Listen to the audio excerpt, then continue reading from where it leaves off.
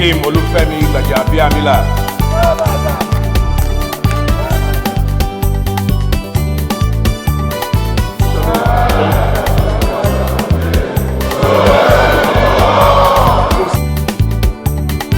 God bless you all.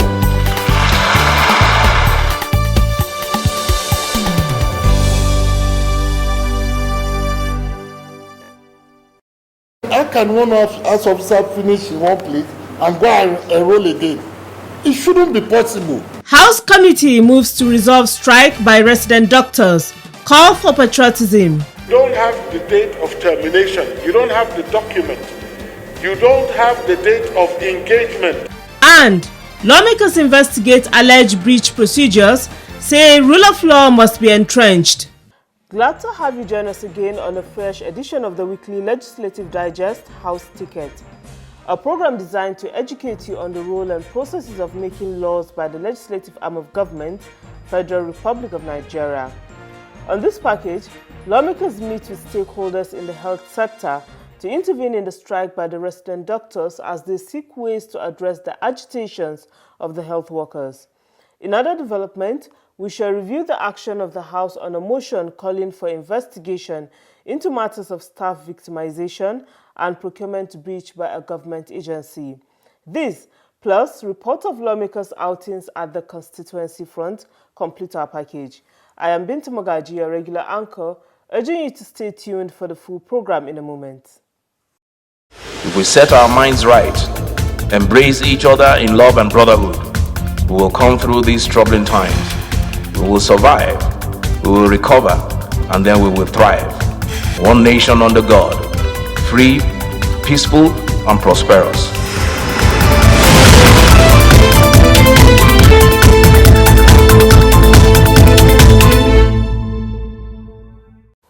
Thanks for staying tuned. Let us begin the program with the stakeholders meeting held by the House Committee on Healthcare Services over the strike by the National Association of Resident Doctors, NARD, which began on Thursday, 1st April 2021. Details of what transpired at the meeting in this first report is compiled and presented from our studio. The strike lasted from the 1st to the 10th of April 2021 before it was eventually called off on Saturday, the 10th of April 2021. Lawmakers had waded into the matter by convening a meeting on Thursday, the 8th of April 2021. We had an informal meeting with the President in my office a day to the was it a day or so, or 2 days or so, I'm not sure. 2 days to the commencement of the strike, within which we have agreed we classified the demands into 3 groups. One, immediate demand, that's as per appointment of the House officers. Demand exclusive to NAD, Nigerian Association of Resident Doctors, and demand that involve all the doctors and other health workers in the country. In discussing with the stakeholders, the committee had asked the striking doctors for more understanding, especially in the face of the health challenges of today, urging them to be patient while due process takes its course in the resolution of the issues at stake.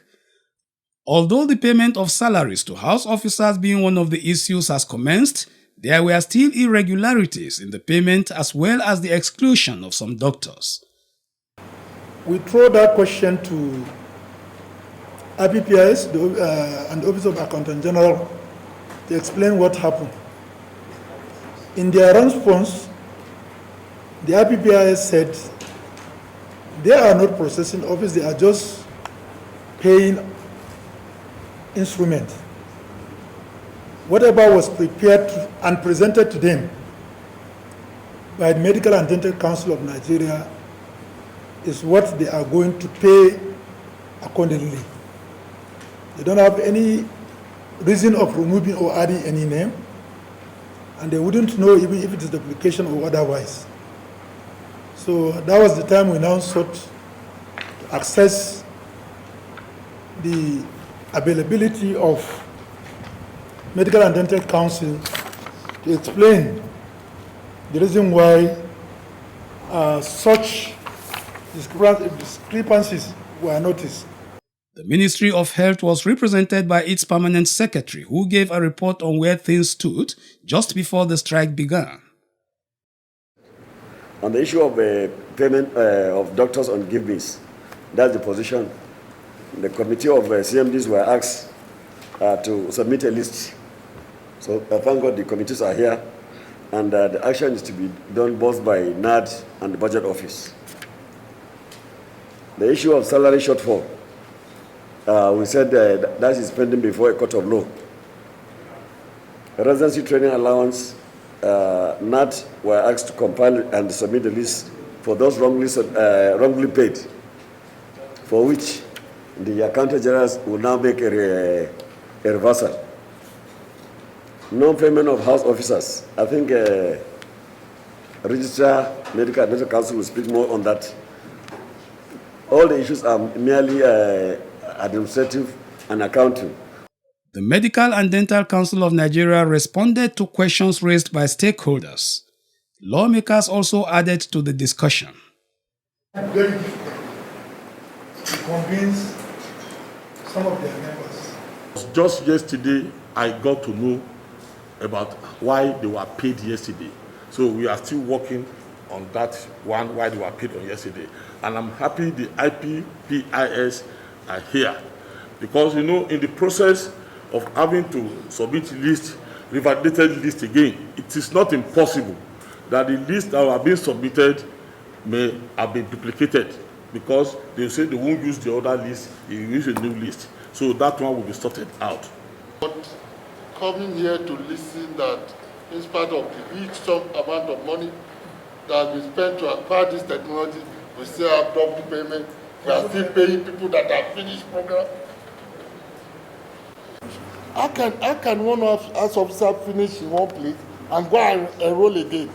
It shouldn't be possible. Why should it be possible? After finishing the house job, he will have been given his NYC and receiving pay. Even his full registration. Receiving pay continuously. And that should exclude him or her from enrolling anywhere in this country. If that's still possible, our system it's not it. It's just down there. The technology there is zero. It's not working. We have wasted money. That's what it is. How can we now sit down and tell our people that strike that is going on can be tied to things like this? They won't forgive us. They won't want to listen to us. There are some of us who are accountable to these people, and that's why we are so eager to solve this problem. Part of the meeting was made behind closed-door session, after which the committee relayed the outcome of the meeting. Because there are so many infractions that involve finances, we have decided to constitute 3 basic committees. One of the committees is to sort out the list of house officers, and they are to commence work with immediate effect and submit the authenticated list to the IPPI's office within 24 hours, so that payment of those who are omitted would be done with immediate effect. The strike has been called off Saturday, the 10th of April 2021, following further stakeholders meeting with the federal government.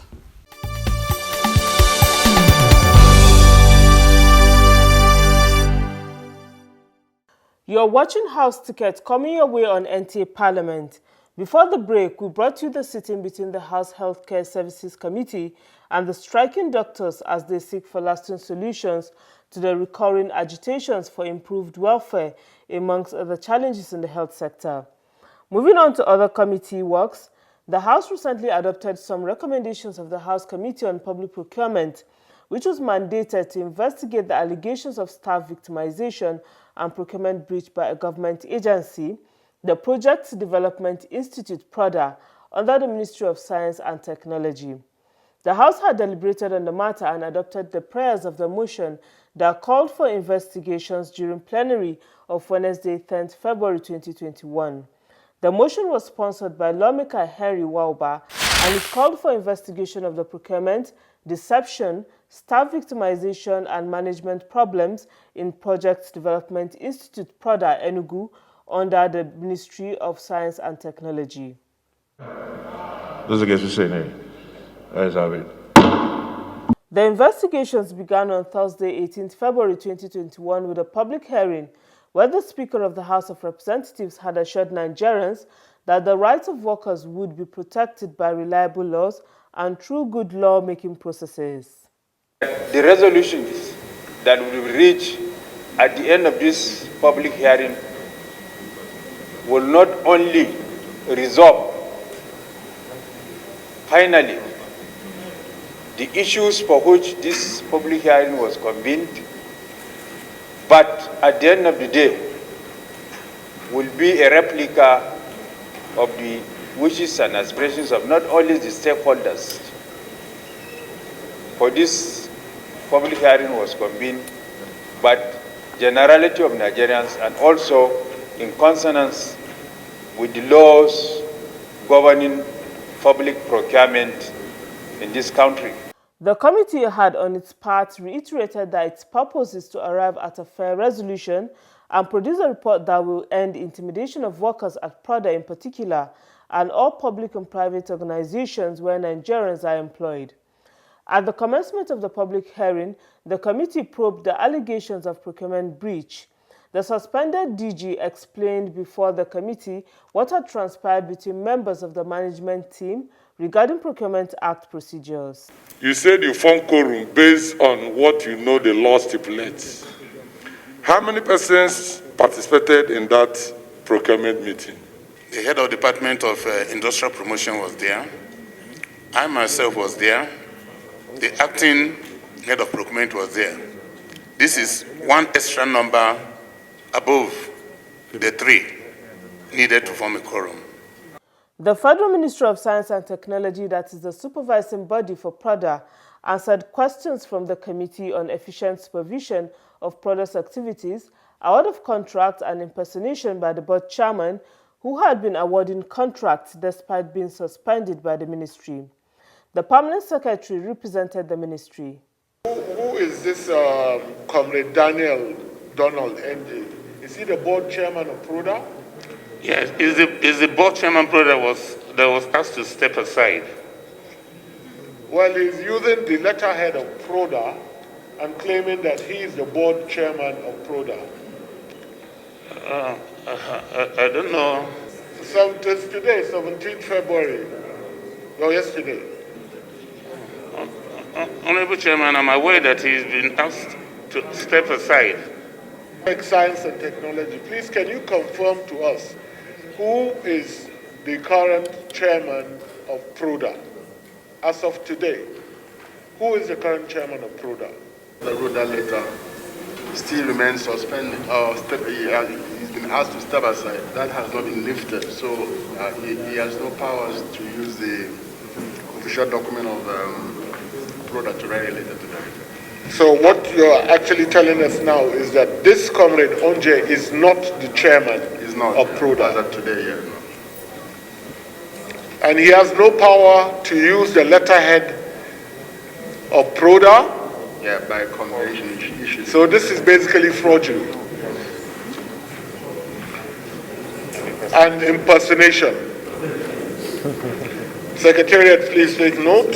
Members, take note. The suspended board chairman of the agency, Daniel Oji, as well as the agency's acting director general, Fabian Okonkwo, were absent at the hearing. The committee then called for the immediate arrest of Daniel Oji for impersonation. Perhaps when the DG was suspended, have you given him a written and also indicated to him clearly the reasons for his suspension? Then secondly, if you are suspending him, based on the procedures in the civil service, you are expected to clearly look at who is expected to be handed over to. It is not him to decide who he likes. He was in the ministry for about a month when the letter to suspend the then DG came to the attention of the minister, and it was directed to me. Like I said earlier, I asked Director of Human Resources to go through the necessary document, his file and other evidence in terms of record to know who should be the person we should hand over to, because the directive was that we should hand over to the most. He should hand over to the most senior officer.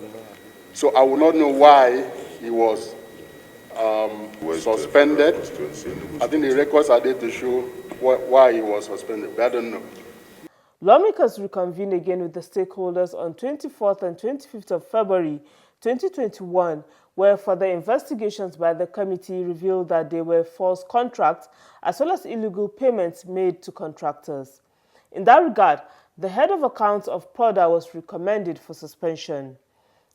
Eventually, during the remaining days of the public hearing, the suspended DG Fabian Okonkwo appeared before the committee where he made accusations against the lawmakers over zonal intervention projects. The DG was in turn accused of opening an illegal bank account. He, however, submitted that it was based on the board chairman's instructions. These documents that we are asking for are very, very important documents. And you can't come for an investigative hearing without them. You don't have the date of termination. You don't have the document. You don't have the date of engagement of the new consultants. You don't have a document. With this document, just that I was in a hurry trying to meet up with the time. Well, so no matter how much... I left them in the hotel. So if I can give him time, I will rush to the hotel and get them before the committee sits. Well, also, in the course of the investigations, the Ministry of Science and Technology had cleared the air regarding its role in the appointment of the DG, as it is not a responsibility of the ministry according to law. The legality of the DG's appointment is also being questioned by the committee. If you are the one in charge, then the other one is an imposter. It's as simple as that. Let me explain. You cannot have two captains in one ship. Having exhausted the issues at stake, the Committee on Public Procurement brought back its report on the investigations for consideration during plenary of Wednesday, 17th of March, 2021. Advertisements were placed in the print media for the memorandum from stakeholders and the general public. The committee presented 11 recommendations before the House. They include that all contracts awarded by the Acting Director General of PRODA Enugu, Engineer Fabian Okonkwo, remains nullified, and all monies paid to companies that were awarded contracts illegally should be recovered by relevant government anti-graft agencies immediately. Freezing of the account of those companies that were paid illegally was also recommended by the committee. That the Acting Director General, Engineer Fabian Okonkwo, should be suspended with immediate effect and handed over to the relevant government anti-graft agencies for investigation in line with the provisions of Section 53 and 58 of the Public Procurement Act 2007. That all contractors who have completed and verified their jobs under the 2020 Appropriation Act prior to the assumption of office of Engineer Fabian Okonkwo should be paid by PRODA Enugu immediately, and all payments should be completed before 31st March 2021. Other recommendations of the committee include that the Secretary to the Government of the Federation or Presidency should sanction the governing board of PRODA Enugu for interfering in the executive functions of the management of the agency, an example where the board had directed the Acting Director General to reactivate an account with Zenith Bank PLC in gross violation of Mr. President's order on Treasury Single Account TSA, as well as directives to cancel and re-award contracts that have been completed by contractors. On the alleged victimization of staff at the agency, the committee had recommended that the withdrawal and reversal of malicious, unwarranted disciplinary actions against staff of the institute and all staff posting be reversed immediately in the interest of industrial harmony. The committee also recommended that the Bureau of Public Procurement (BPP) should conduct a post-procurement audit of the Project Development Institute PRODA Enugu from 2015 to date and report back to the Committee of the House on Public Procurement within 4 weeks. With a few amendments, all of the committee's recommendations were adopted. The House is expected to follow up on the implementation of the recommendations it has adopted with the relevant federal government bodies. Let us take a short break here, and when House Ticket returns, we'll round up the program with visits to federal constituencies in Lagos and Ekiti states, Southeast Nigeria for outreach programs organized for constituents by their representatives. Don't go away.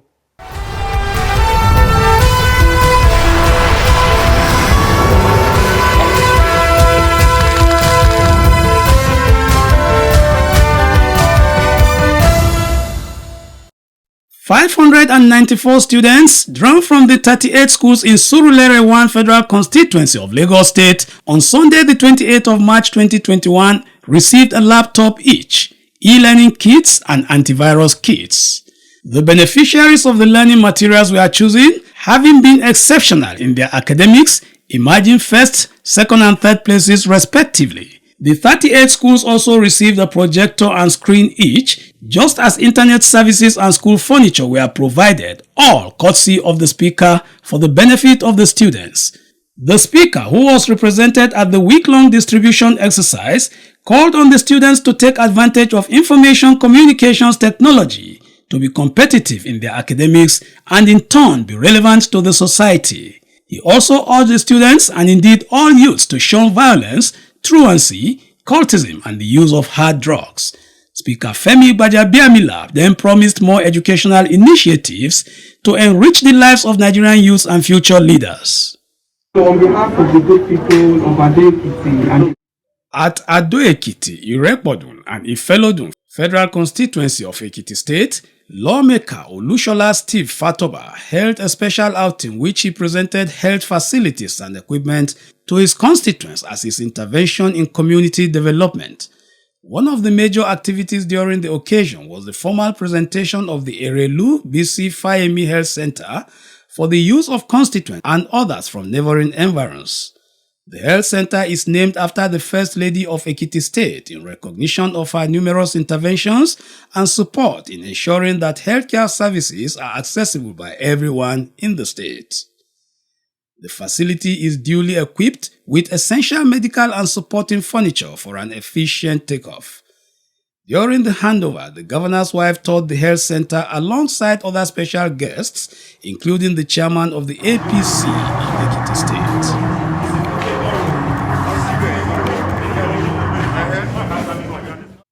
And the First Lady also did the honor of presenting one cancer screening machine to the Funmi Aduni Olayikan Diagnostic and Wellness Center and an anesthesia machine to the anesthesia department, all at Ekiti State Teaching Hospital, Ado-Ekiti, all of which were health interventions of lawmaker Fatoba.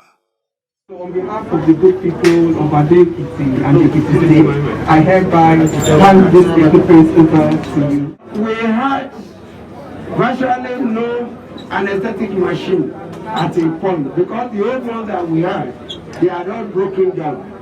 And this is going to serve a very useful purpose in this hospital and for the good citizens of Ekiti State. Lawmaker Fatoba said the provision of the healthcare center, therefore, is the fulfillment of a promise to satisfy the yearning of his people to see that his constituents get the needed support in terms of accessible primary healthcare services. Bringing healthcare as close as possible to where people live. It also reduces the stress of our hospitals without any shadow of doubt. Erelu BC Fayemi Health Center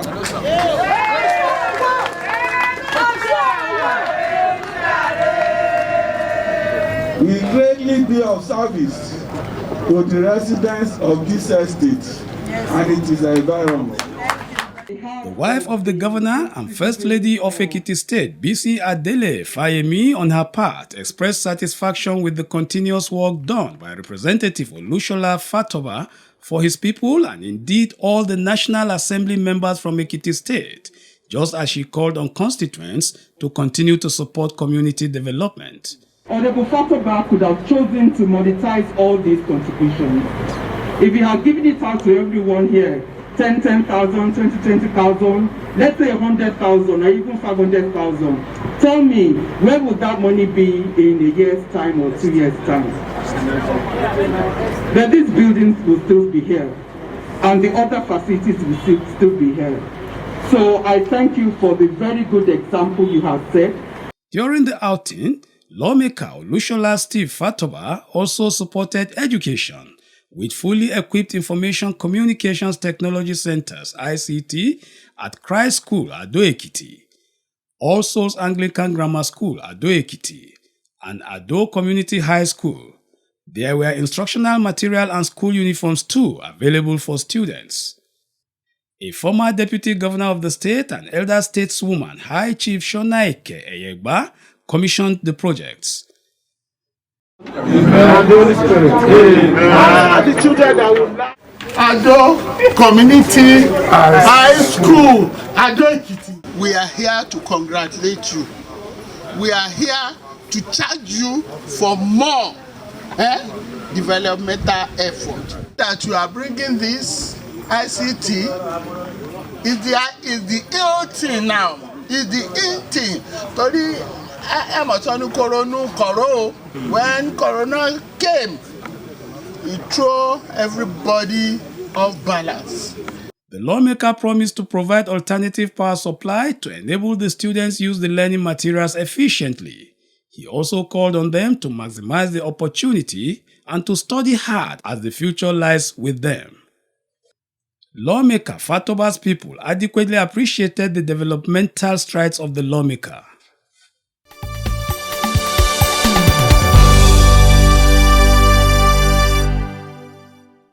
Before we say goodbye on this outing of House ticket, the 9th House on a sad note lost 2 of its lawmakers during the Easter break. Lawmaker Haruna Metala passed away on Saturday, 3rd April 2021. Until his demise, he represented Jos North and Bassa Federal Constituency of Plateau State.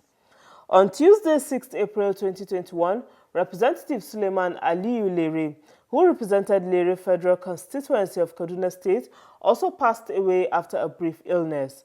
May their souls rest in peace. Amen. Let's keep hope alive as the battle against COVID-19 continues. Keep to safety rules always, and let's meet again on this program and this station for more on the workings of our elected representatives at the Green Chamber of the National Assembly. Bye-bye.